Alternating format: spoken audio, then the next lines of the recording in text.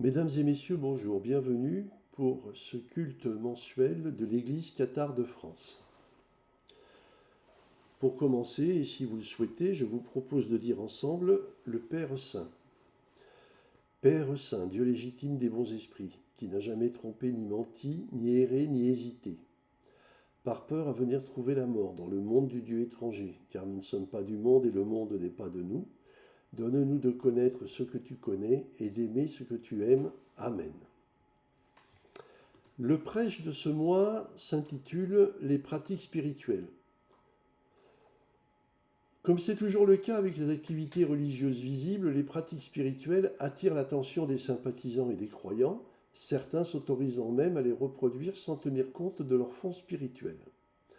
Aussi vais-je essayer de vous les présenter le plus complètement possible, comme je l'ai fait dans mon livre, afin de vous éviter l'écueil de l'imitation plate et de vous intéresser à leur profonde signification spirituelle. Cela va me demander des explications longues et détaillées qui interdisent de faire le travail en une seule vidéo. Donc il y aura des suites à cette vidéo. Les pratiques quotidiennes. Les jours. L'objectif de la pratique des jours est de forcer notre enveloppe charnelle à supporter de ne plus être le centre de notre vie quotidienne. Ce faisant, nous permettons de faciliter l'émergence de notre part spirituelle, comme le prisonnier parvient, en entassant chaises et tables, à se hisser à la fenêtre de sa cellule et regarde dehors. Les cathares pratiquaient les jours sous forme de jeûnes partiels. Ces jeûnes comportaient une alimentation limitée à une quantité de pain assez précise et à des boissons claires, à l'époque de l'eau. J'ai tenté d'évaluer la quantité de pain consommée lors de ces jeûnes en me basant sur les écrits qui parlaient d'une tranche de pain par jour. J'ai découvert que les pains de l'époque pesaient entre 5 et 7 kg, ce qui m'a permis d'évaluer le poids de la tranche à environ 100 grammes. Aujourd'hui, nous avons des liquides clairs beaucoup plus variés qu'à l'époque, et c'est pourquoi j'ai introduit les jus de fruits filtrés, les sirops et d'autres boissons qui remplissent ces critères, café, thé, bouillon de légumes, etc. Les écrits nous montrent que ces jours étaient ainsi répartis les lundis, mercredis et vendredis de la semaine. Rien ne permettant de remettre en question ce choix, j'ai donc décidé de l'appliquer aujourd'hui. Je reviendrai dans une autre vidéo sur la pratique des carêmes qui modifie quelque peu ce que je viens de dire.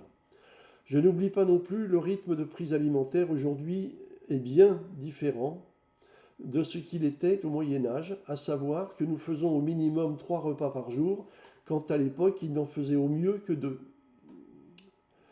Les heures.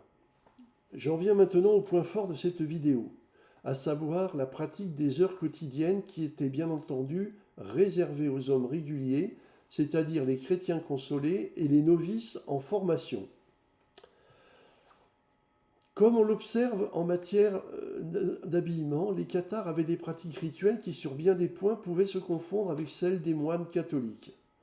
C'est notamment le cas des heures qui nous sont rapportées dans différents documents dont l'interprétation semble avoir posé des problèmes aux historiens qui ont eu à en faire l'analyse. La référence en la matière est l'ouvrage de Jean Duvernois, La religion des cathares.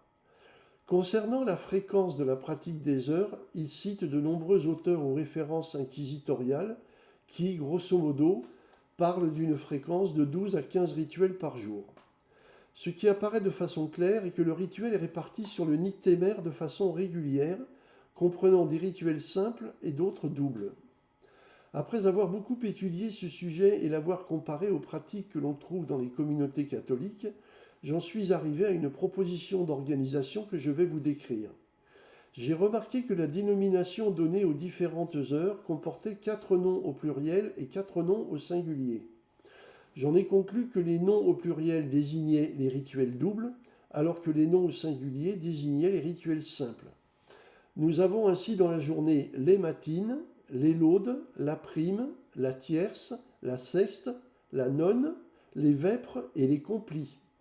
4 heures doubles et 4 heures simples nous donnent bien un total de 12 rituels répartis dans la journée. Cela approche de très près les rapports que Jean Duvernois a collectés dans son ouvrage.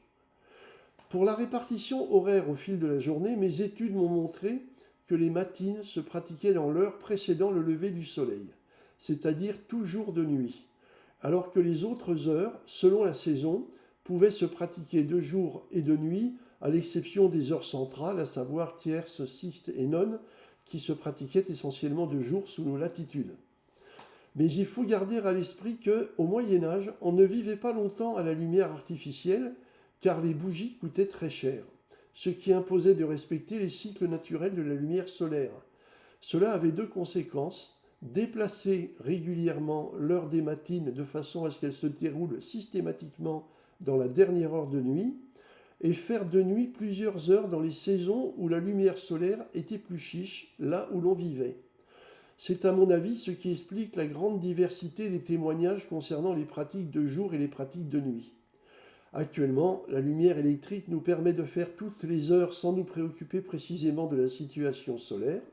Cependant, par respect pour nos anciens, j'ai choisi de m'imposer systématiquement de commencer les matines dans l'heure précédant le lever du soleil et de modifier cette heure en fonction des saisons, en utilisant un calendrier solaire, c'est-à-dire en déterminant 4 périodes différentes axées pour 2 sur les solstices et pour 2 sur les équinoxes.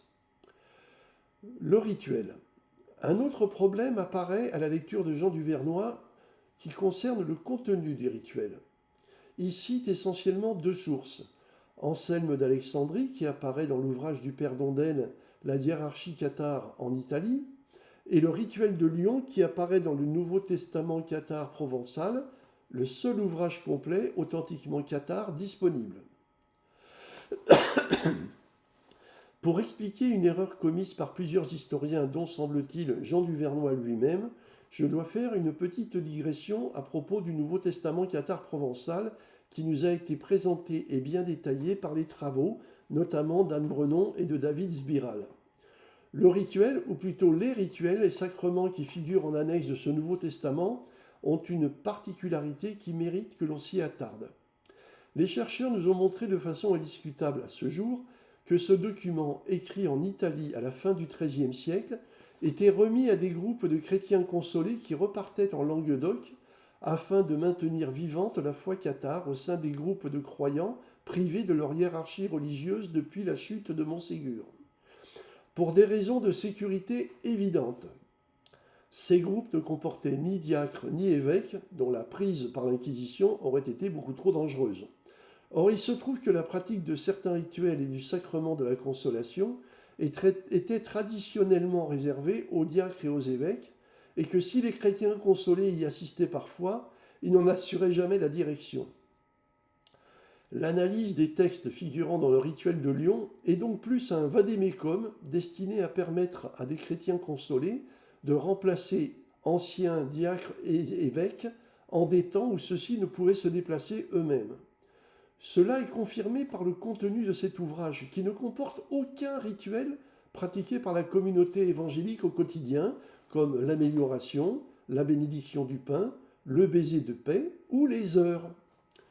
Le fait que chaque rituel qui apparaît dans le sacrement de la consolation du rituel de Lyon nous permet de considérer que ce dernier est volontairement raccourci, car l'ensemble du sacrement est précédé du rituel de l'oraison, très souvent, qui est déjà suffisamment long, d'autant plus que le public qui assistait ne se limitait pas aux religieux, mais comportait aussi des croyants, comme nous le montre notamment la consolation d'Esclarmonde de Foix, à laquelle assistait son frère le comte. De ce fait, il est beaucoup plus facile maintenant de comprendre que les deux rituels qui apparaissent à la page 185 du livre de Jean du Vernois désignent en fait deux choses très différentes. Le rituel quotidien des maisons cathares et le rituel exceptionnel du sacrement de la consolation.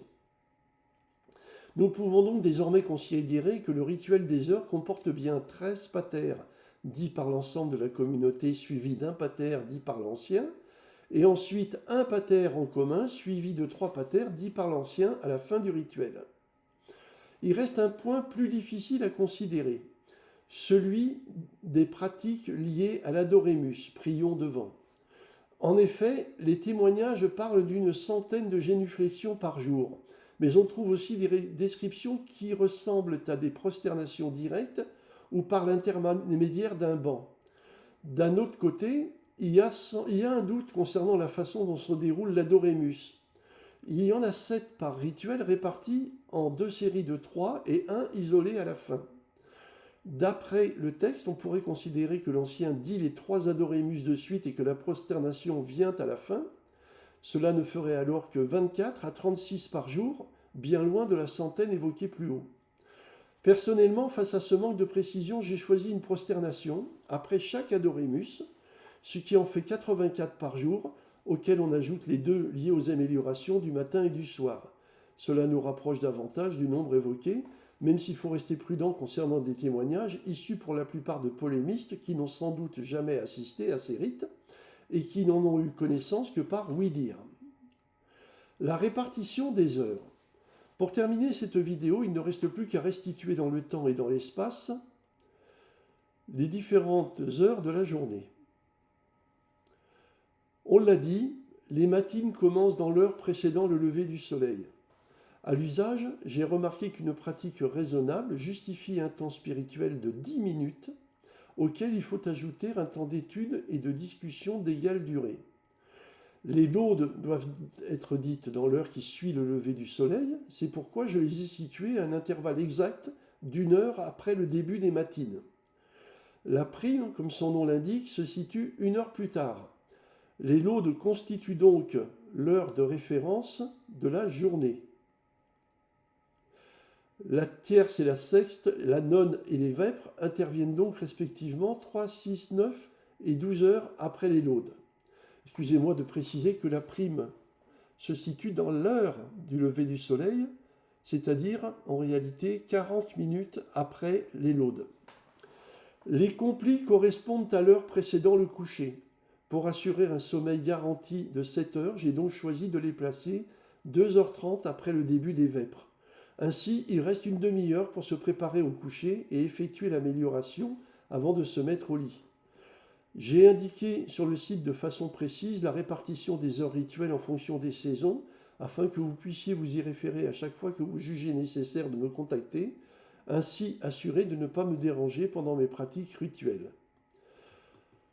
Pour terminer, je dirai seul, comme il était de règle, le pater. Père Tout-Puissant, principe des esprits saints, ta volonté agit sur tout le bien. Ton Saint-Esprit nous guide comme il te plaît pour que ta grâce puisse nous être accordée. Donne-nous chaque jour la nourriture que ta parole et ton amour procurent. Remets-nous nos fautes et nos manquements comme pour nos frères nous en faisons autant, et soutiens-nous dans les difficultés afin de nous délivrer du mauvais. Amen.